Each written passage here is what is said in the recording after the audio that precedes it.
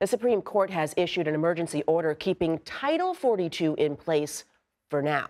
The border policy enacted by the Trump administration allows the U.S. to expel migrants coming across the southern border. The U.S. Supreme Court decided that the Trump-era ban at the border would remain in place.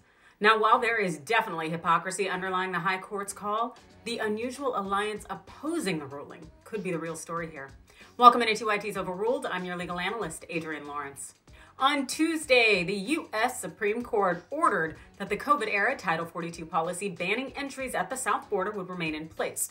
The court's order, which was unsigned, halts a lower court ruling that would have lifted the ban, allowing migrants waiting at the south border to enter the country and possibly to qualify for asylum.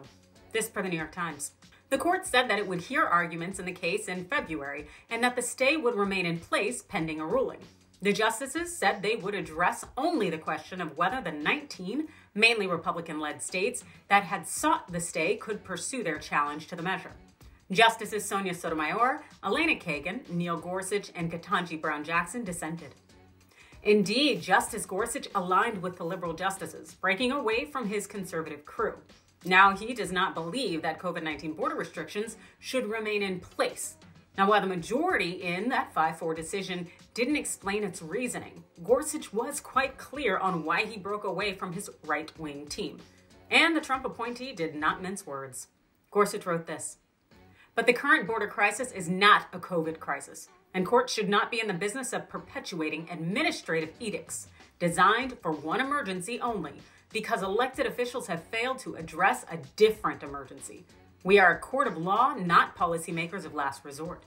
Title 42 was instituted during the depth of the pandemic in response to fears that migrants would spread COVID-19 into the states. While COVID-19 is still very much a problem, we're not in the depths of the same kind of crisis we were back in 2020. In fact, it appears quite hypocritical for the Supreme Court to hold this ban in place as though COVID-19 were still of equal threat, all while the Biden administration is telling everyone that the pandemic is over and we should get back to work. Now, Gorsuch appreciates that fact, but let's not get it twisted. He is not so much upset with the hypocrisy here. Rather, he is anti-COVID restrictions.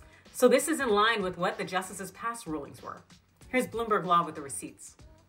On the pandemic, Gorsuch has opposed federal attempts to impose broad vaccine mandates, notably a Biden administration rule that would have required shots or regular tests for millions of employees of large businesses.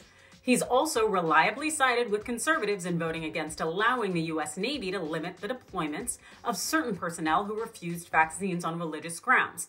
And he would have blocked a federal moratorium on evictions the divided court refused to lift in 2021. All said, Gorsuch is merely doing Gorsuch here. He's not looking to create avenues for migrants to seek asylum or suddenly siding with the left out of principle. His main focus is that the U.S. should not be using COVID as a rationale for taking action. He doesn't believe COVID is a crisis. And given his language in the dissent, well, the only crisis Gorsuch likely thinks is going on at the border is more of a caravan Fox News type. Even so, calling out the conservative justices for their hypocrisy is still arguably a win here. But we're going to have to see who wins in February when the Supreme Court hears arguments on Title 42. But those are just my thoughts. You let me know yours in the comments below. Hit those like and follow buttons, and thanks for watching.